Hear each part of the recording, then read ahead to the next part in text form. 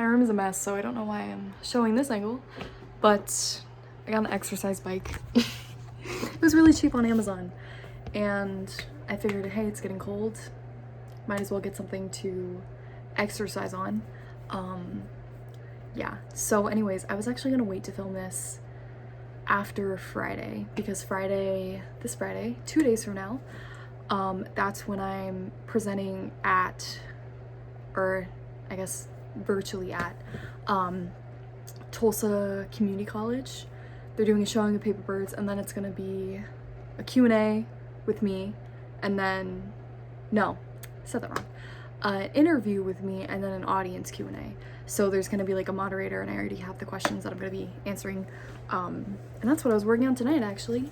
But the reason I actually sat down to film something is because I had been having a lot of breakthroughs, it feels like, with EMDR, especially today.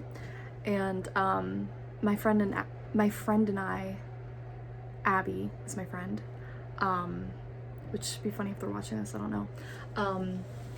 We've been texting, and they said something along the lines of just like that me voicing my experiences and my feelings was like really helpful for them, and that it was very articulate and easy to understand. So I was like, you know what, I'm gonna record that so maybe other people can have it, because I've been like consuming a pretty moderate diet of EMDR stories, especially success stories, because holy shit, it's hard, and I want to be able to do that for someone else when they're going through it. And speaking of which, I don't know if I'll actually be doing this, so don't hold me to it. I'm thinking about doing, because these vlogs are always all over the place, and I kind of, like I said, I do talk about stuff for other people, but I also talk about it for me because it's therapeutic, and because I saw someone was standing behind me, but it was a text message from Abby. What are the odds? Just kidding, we were just talking. Want something to play with my hands. Damn, what was I saying? Yeah, so these are for other people, but they're also for me because I like talking to myself, and I like to have them to look back on because I have a really shitty memory, if that wasn't already stated or inferred. And it helps me to have like videos of myself because it reminds me like, oh, you were happy before, oh, you were doing worse, or oh, you've grown. So yeah, it just kind of helps me remember my life better. And I also like, and I've said this before, like it's cool to like be able to memorialize your life in a way. And again, I know that is kind of a double-edged sword, but I think for stuff like this, it can be really illuminating. But yeah, so I've been in EMDR for 6 months as of yesterday, which is kind of wild because I didn't realize I started on the day that I had my first day of my job, which like now that I went back through like my credit card transactions, and that's how I saw that, because I was like, I know it's coming up, and I didn't realize it was like the first day that, again, I started my job, but now I do remember that because I'm like, oh yeah, and I was telling her about it, but because I thought I started in May, but you know, it's not, none of that's really relevant. But yeah, I've been in EMDR for 6 months now, and we haven't started reprocessing yet, because we're still kind of, I deal a lot with like dissociation, and I struggle with suicidal ideation, which I've talked about a lot, and so we're still kind of learning I'm still learning how to like regulate my emotions and instill hope into myself so I can actually keep doing this and not get dysregulated, because that's a big risk for people who do dissociate and who have complex PTSD. And so that's why things have been a little bit slower, but I honestly, well, that can be like kind of discouraging sometimes, just being like, damn, is like, we're going in circles, does it ever end? I will say that I'm really grateful that we've taken that route, because I think I would not have seen the progress that I'm seeing if we hadn't been doing that, and I think I probably would have gotten dysregulated.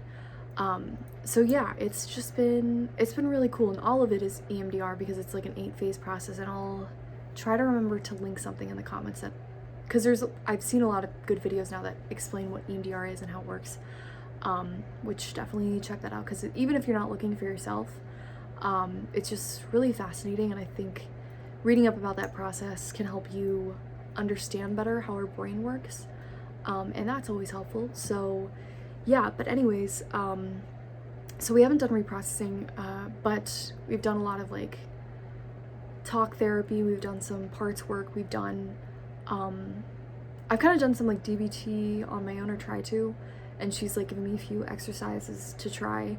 And then we've also done a lot of bilateral stimulation. So we're doing like what you actually do during EMDR, but we're not doing it with the trauma yet.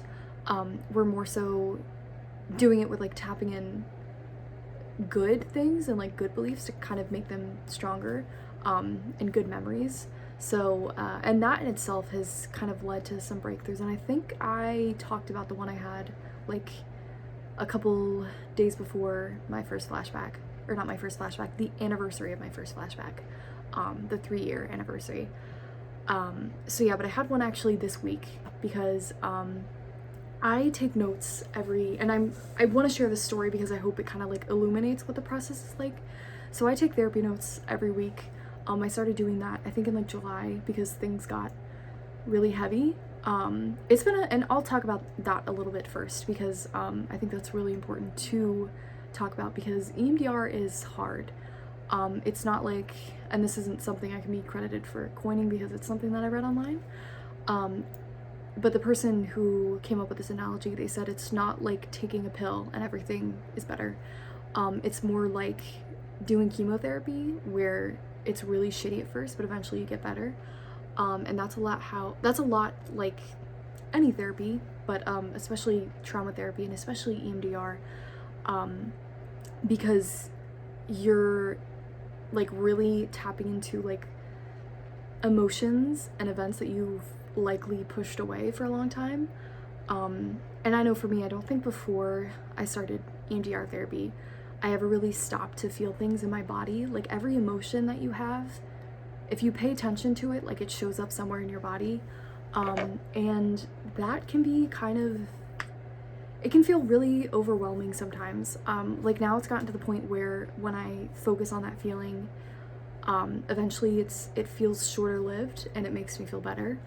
But it can definitely still feel really intimidating because, I think I was really used to distracting myself through excessively working, or daydreaming was a really big one.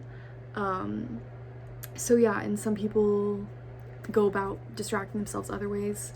That's why a lot of people, struggle with substance abuse, or for example, even like my eating disorder was a way to escape feelings. It was a way to focus on something else other than like what was going on inside my head. So yeah, to actually sit and face those things, it's very daunting. It's like staring into a void.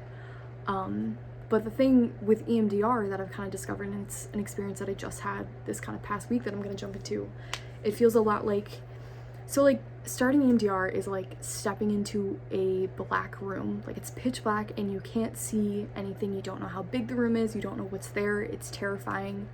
You just know that there's a lot of kind of scary stuff. And for me with EMDR and those breakthroughs, it's kind of like turning light bulbs on and you're able to see more of the room. And I actually had one of those moments this week, because like I said, back to where I was, I take therapy notes every week. And this week though, I also made a list. So I sent 2 documents. I sent my therapy notes, and then I sent her a document of like all the traumas that like it was a brain dump. So it was like a list of traumas and bad memories, negative beliefs, and then coping mechanisms. That's what I sent her. And that's actually something, and she said this too, that'll be really helpful when it comes to picking out targets for what to reprocess. But it was really interesting because one of my negative core beliefs that I have is that I'm defective.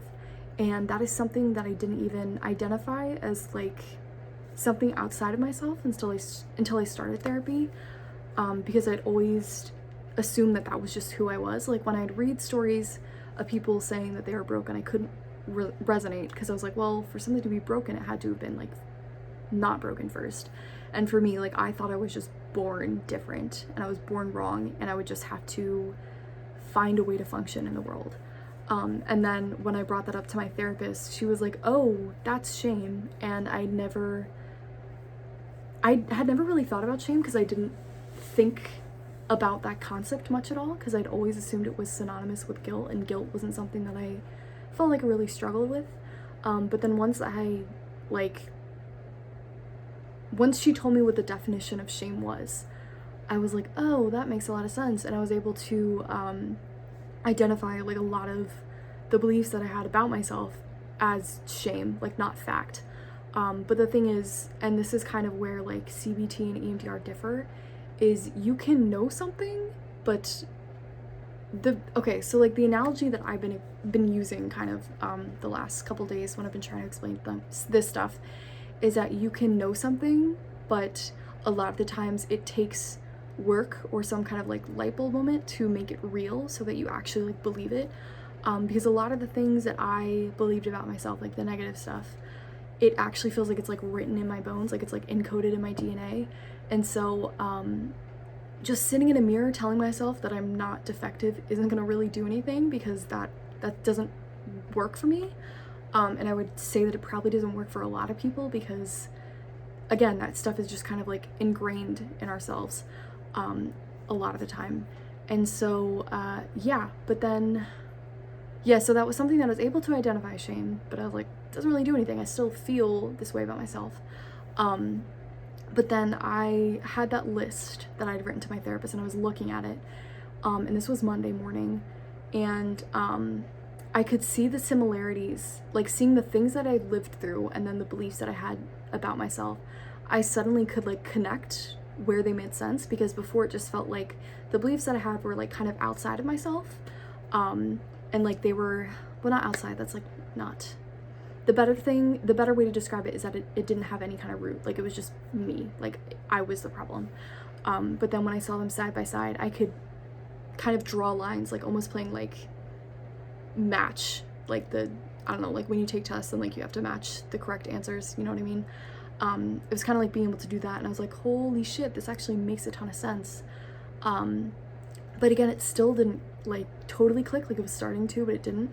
And then I felt like this like really deep searing pain, and I felt really suicidal.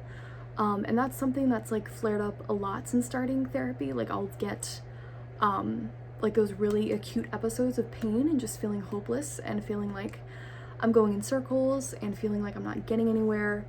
And then I was like, okay, I gotta like address this. And at the time I'd been listening to this TED Talk this woman was giving about trauma, because that's what I've been doing lately.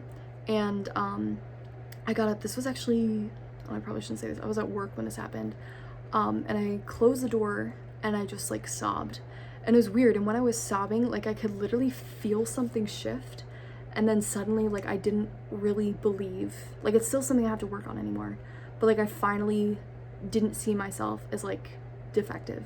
Like it was like, you know what, I don't really think this is true. And so that was really cool, and that happened outside of therapy. And I think that's like a really good example of like how these breakthroughs kind of happen. Of course, a lot of the stuff, like the work that you're doing a lot of times happens in therapy, but like with EMDR and the processing, like it continues even after you leave the session. And so I thought that was like a really cool moment, just kind of showing how being in trauma therapy, like these changes can happen. So yeah. Oh wait, there's another part of that story that I was gonna include. The actual belief that I was defective. I can kind of explain it, the dots that I was able to connect.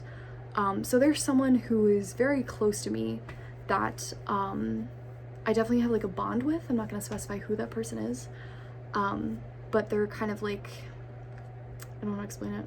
Don't want to explain it and give it away. But there's someone that I look up to and I compare myself to a lot. And there's someone who has never struggled with like mental health or mental illness. And they've always just been very like level-headed and don't really show like hard emotions, like don't cry. And for me, I'm very sensitive and I'm very emotional. And I'd always compared myself to this person, and I felt like I was the problem, because when I would have issues, they'd be like, suck it up, like you think you got it bad, like tough luck. And I could start to see where the idea I'm defective had formed, because it was never something that someone like explicitly told me, you know, like no one was ever like, you're defective and you suck. Like I know some people have trauma like that where it's very explicit and direct, and like, I don't know how to explain it. But a lot of the trauma that people endure, I think, is kind of more nuanced and less, like, I don't know if obvious is the right word, but stuff that's like, the term my old therapist used was like shadow messages, like messages that we're getting that aren't necessarily what the other person's trying to portray to us, if that makes sense. Like an example, I was actually talking about this with my mom, and because I was telling her this story, and she was like, well, when did they ever tell you that you were defective? And I was like, well, they didn't. And the example I used is like, today I was supposed to hang out with my friend Abby, and I called off because I was like, I just have to go home and sleep because I'm really tired. And they completely understood, because we're two adults, and they are like, I don't know, they didn't take it to heart because they understand, and they're like, yeah, that's totally fine. Whereas like my niece Evelyn, say I'm working and she, like, working from home, and like she comes up and asks if I can play, and I'm like, no, sorry, like I'm working right now. And that's unfortunately something that like happens a lot, because I'll be home working from home, and then like my nieces are over frequently, and I wonder about like sometimes the messages that she's getting, like, oh, like I'm not important enough for Aunt Allie, or stuff like that. Like that's like, I hope that's not what's going on. And I don't think it is, because I take the time to explain it, like, hey, I really want to hang out with you, but unfortunately I have to get this work done. And then sometimes I'll give her like a coloring book or something. But I was explaining that to my mom because of like the messages we often get as kids, because our brains are so like absorbent, and we don't have the context to be able to think like that, like, oh, Aunt Allie has work right now, she can't play. And a lot of times we tend to think like self-centered, and I don't mean that in like a negative connotation, but more just like kids, it's kind of like me, because it's, you're still your child, like you're still kind of like in self-preservation mode, I guess. So yeah, you're not having those like complex thoughts. So that's where, yeah, I got like that message that like I'm defective, I'm not cut out for life, because I had compared myself to this other really important figure in my life who had kind of given me this message that like sensitivity was bad, and that like I would have a hard time trying to make it in the world. So yeah, that's just, I think, like a really good example of how trauma can happen and show up, and ultimately how it can start to heal when you have like these realizations and when it like really starts to click. But yeah, and there was another epiphany that I was going to talk about, but I can't really remember, and it's already been 18 minutes, so I think I'm just gonna call it a day. But yeah, I'm excited for Friday. Hopefully I can say something profound, or at least not make myself look like a dumbass. I'm like kind of not, I haven't really been nervous, but like I'm a little nervous, and I feel like when the showing actually starts, I'll be kind of nervous. But I'm also excited because I feel like it's gonna be a really like fruitful event. So yeah. But yeah, that is, I think, everything I was gonna share. Also, I may cut my hair soon, so stay tuned for that. And that's actually a whole nother video, so yeah. Bye guys, have a good night.